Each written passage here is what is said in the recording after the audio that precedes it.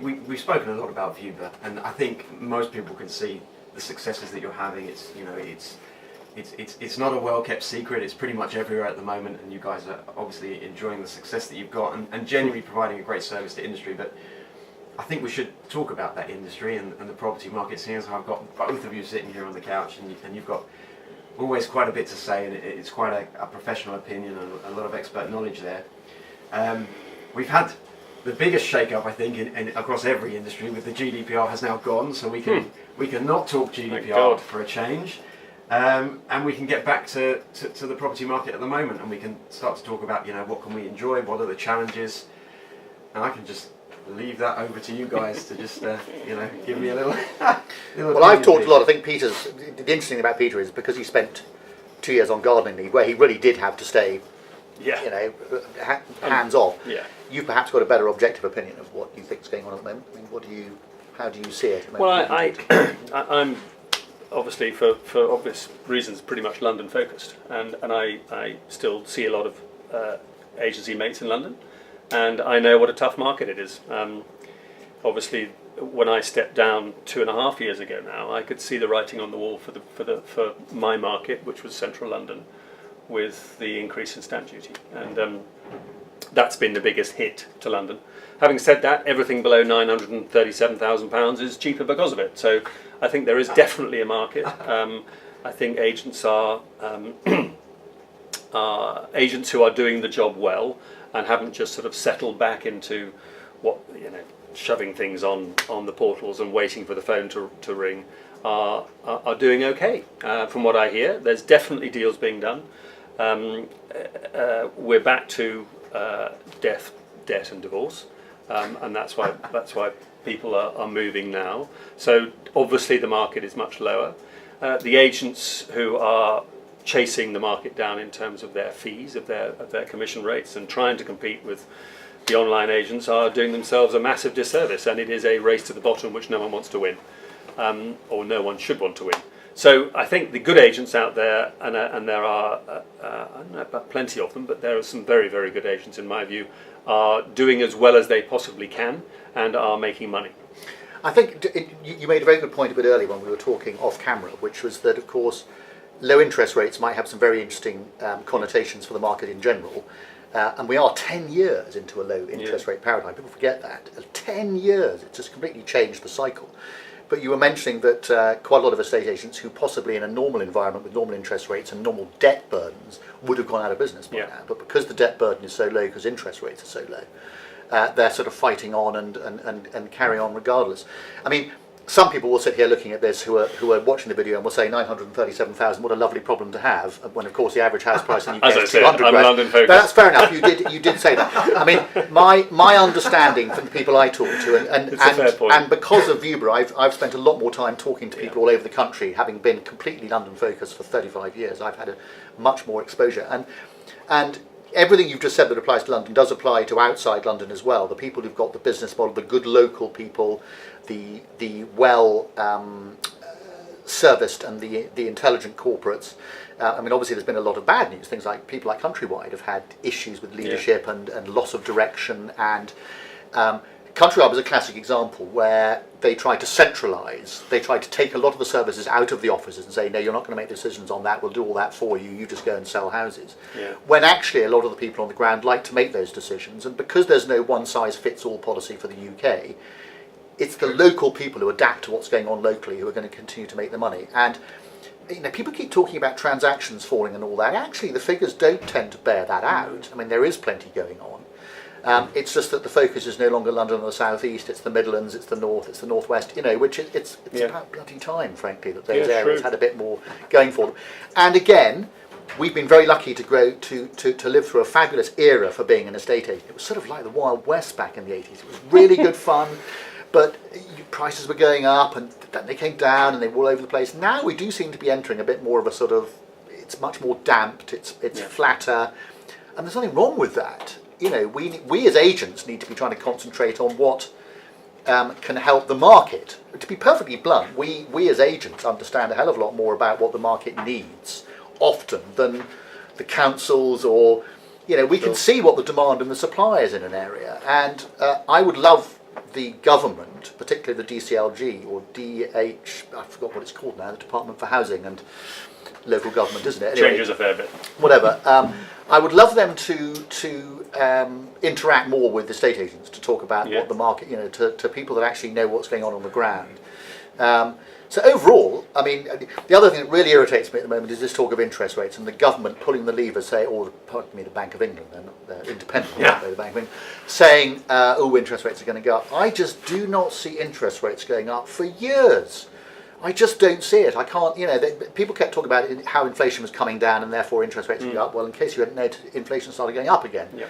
If you look at the real measures of inflation out there, there's just no way that there's going to be a situation where the Bank of England needs to put interest rates up to try and stop inflation rising too heavily. It's just sitting around at figures which aren't necessitating them to actually put up interest rates. So, and that's going to continue this existing rather turgid time in London where people just hang on to properties. Yeah.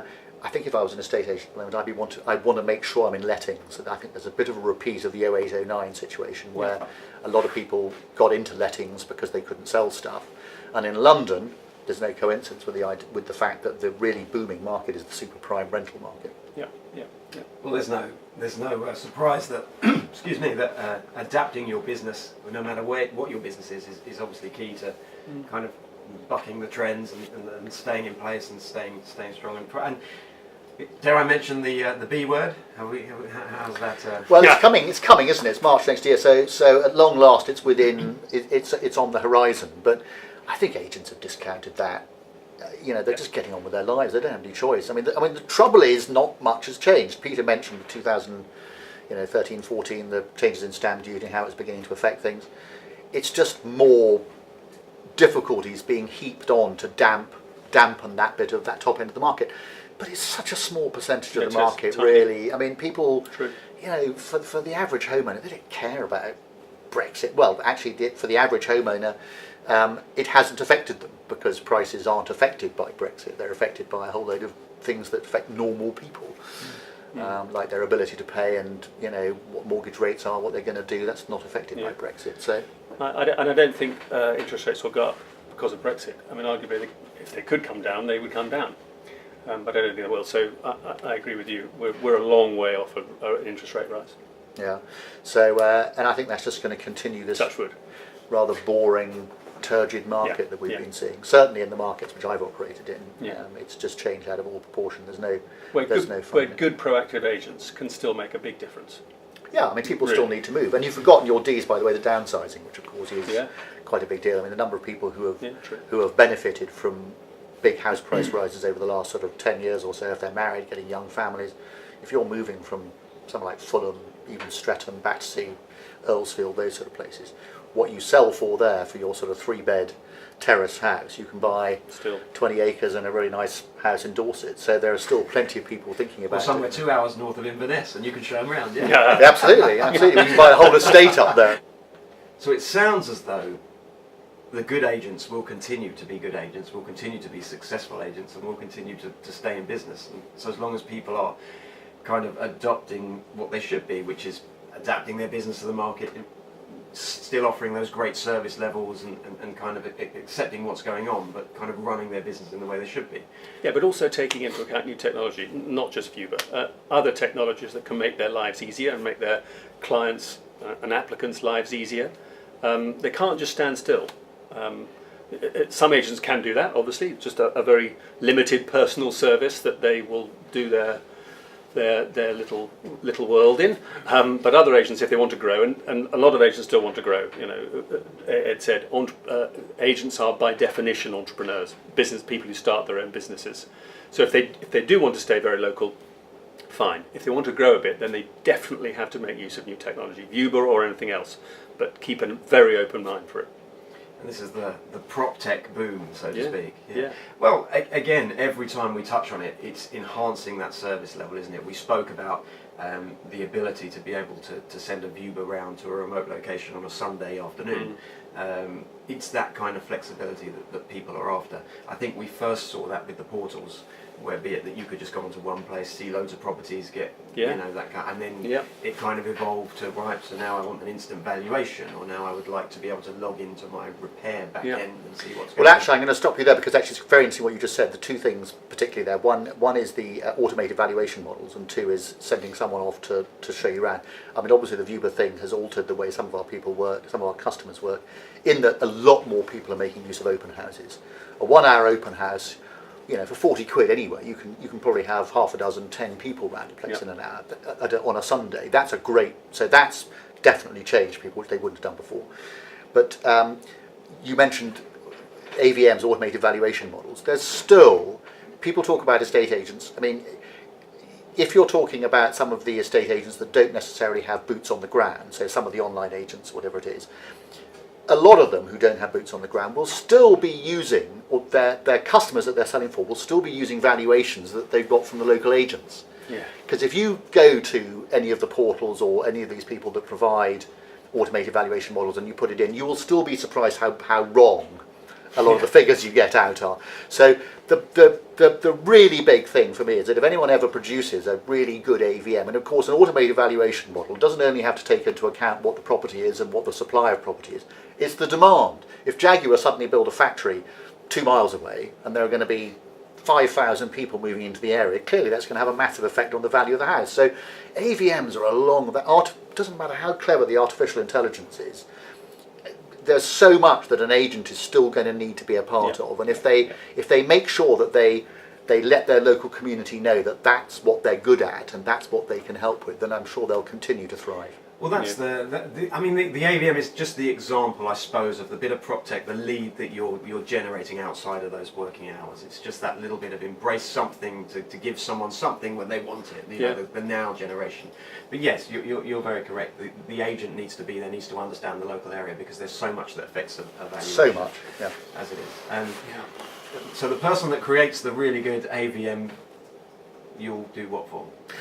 Is this my way of making $1 million? It is, yeah. Absolutely. And there are some people that I've talked to who have some very clever tech in this area. And clearly, if you're a well-funded, for instance, online agent, then you need to be looking at this sort of technology, because it's going to revolutionise your life if it's accurate. But I think we're some way away from that. So I think that's a human touch thing.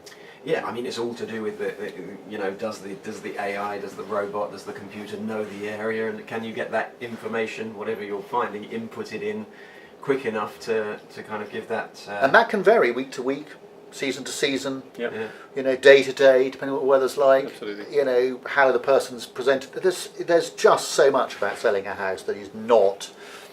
You can't iterate it out and make it automatic. It's just.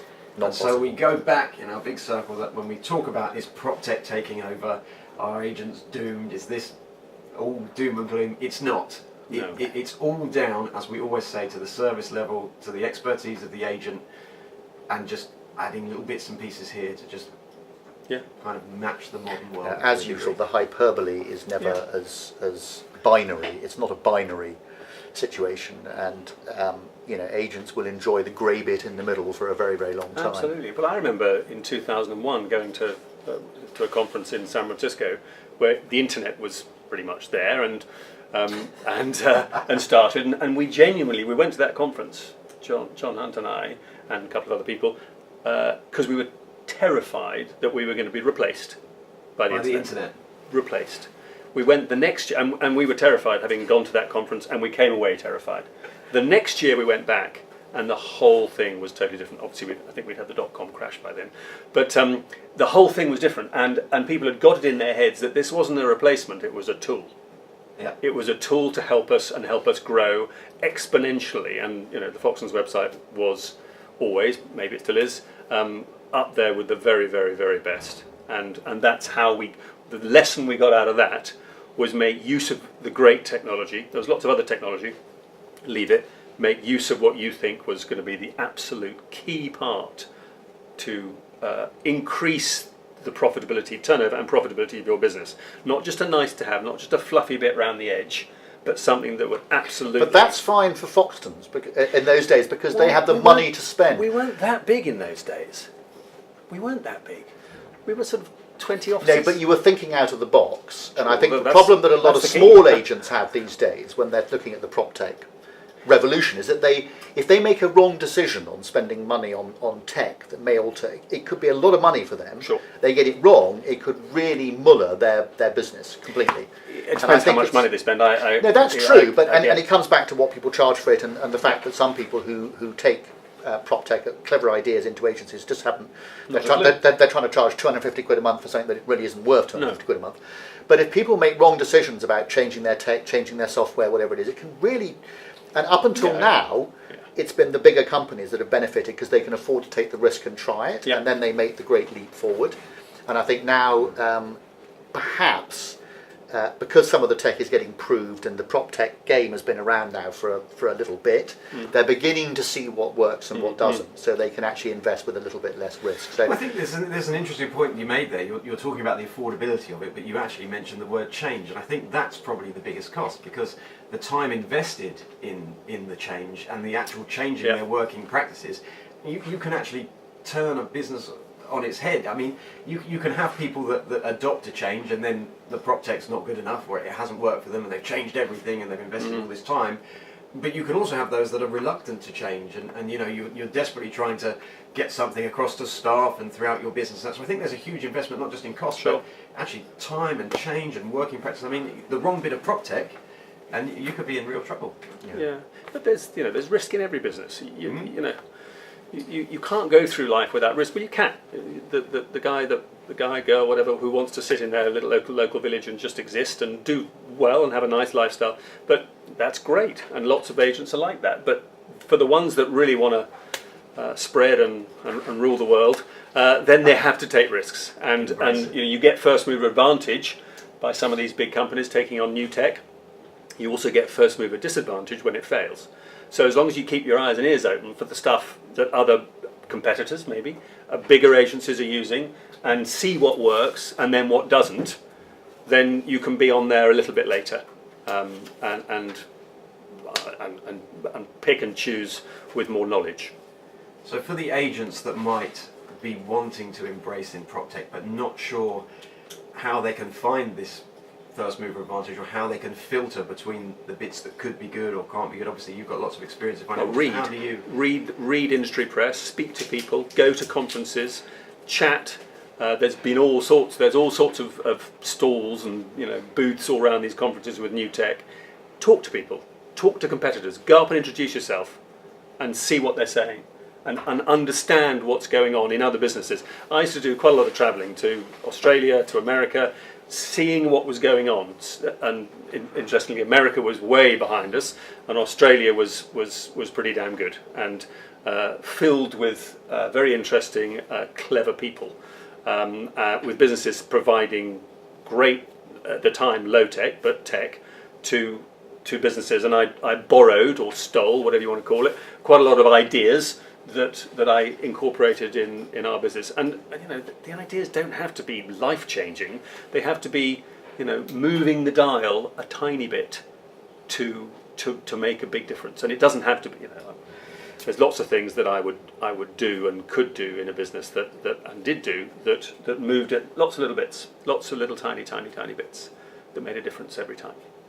I suppose part of the role of someone now running an agency is that actually part of your job is now to spend some time looking at what's going on and see, because change these days, as you mentioned, Ed, things were very different 10, 20 years ago.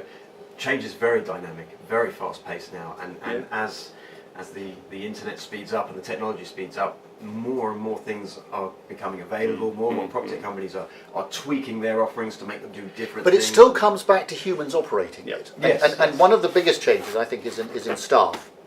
And I think the problem is that a lot of these, and people talk about snowflakes, millennials, whatever they are. Anyway, young people these days are much less keen. I mean, even Foxtons now doesn't open 7 days a week because it's very difficult to get staff who want to operate, who want to work on a Sundays.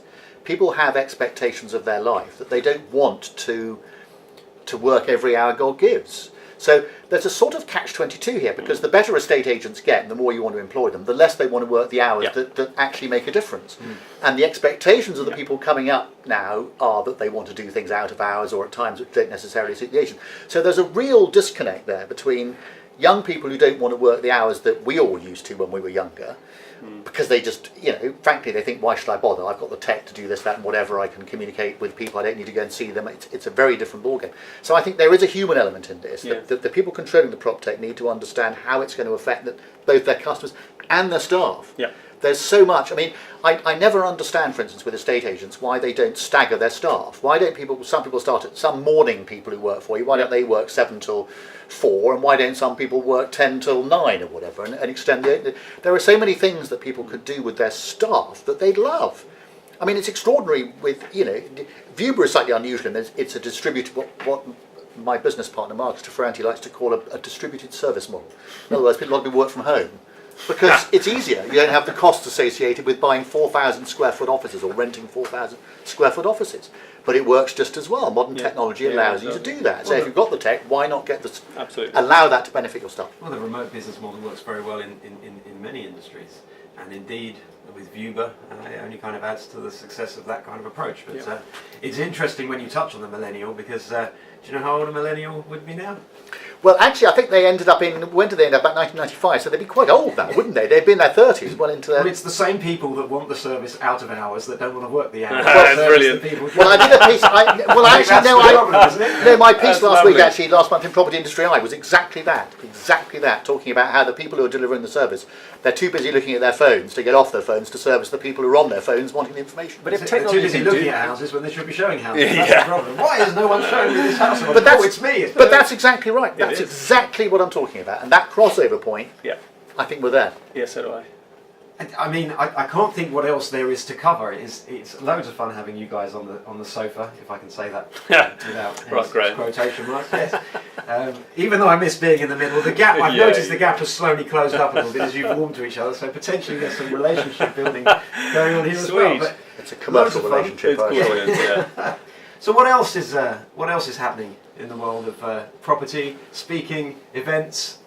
Anything we can all look out for? Well, the trouble is, I think Peter's coming from a place of having done nothing for 2 years. I've come from a place of doing a huge amount for the last 2 years. So our perspectives are very.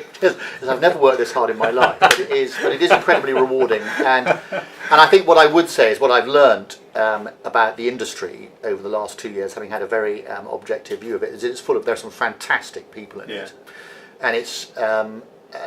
It's really quite rewarding to see how many good people there are in it. It's equally been quite upsetting sometimes seeing, how can I put it this way, how resistant to change a lot of people are. There are an awful lot of people out there who really don't think anything's going to change and that it's all going to stay. And for the people that want to stay in the village and conduct a local business where they make a good, perhaps that's absolutely fine. But for the industry in general, I think the biggest threat over the next 2 to 3 years probably is government intervention. And I think the government suddenly seems to look at property as a plaything. Landlords, Section 24, Finance Act, landlords trying to get out of the business, which they are doing, and it's exactly, the landlords need to look for other opportunities, should they be looking for REIT structures or some kind of other way in which they can hold their properties. They're now talking about estate agents being licensed or regulated in some way or another. They want a single ombudsman. I sit on the board of the property ombudsman, so I see quite a lot of what's going on in that area. And the government asks a lot of questions, but they don't tend to listen to the answers, which is what's incredibly frustrating. I mean, the tenant fees ban was a classic example. They launched a consultation last year, and before the consultation was even finished, they announced they said, right, the ban's coming in. I mean, why have a consultation? So there are lots of things that are going to affect people, and I think government interference is a real risk.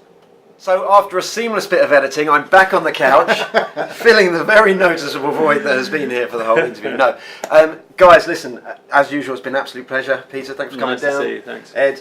Fantastic. If you want to have a look at Viewber, you know where to go. Drop it on the website. You can get a demo, a trial, that kind of thing. We can do it online. We can get someone online with you to show you around it as you're sitting at your desk. Straight away. Awesome. Well, there you go. I hope you enjoyed the video, and we'll see you next time. Thanks, guys. See you later. Thanks, Dan.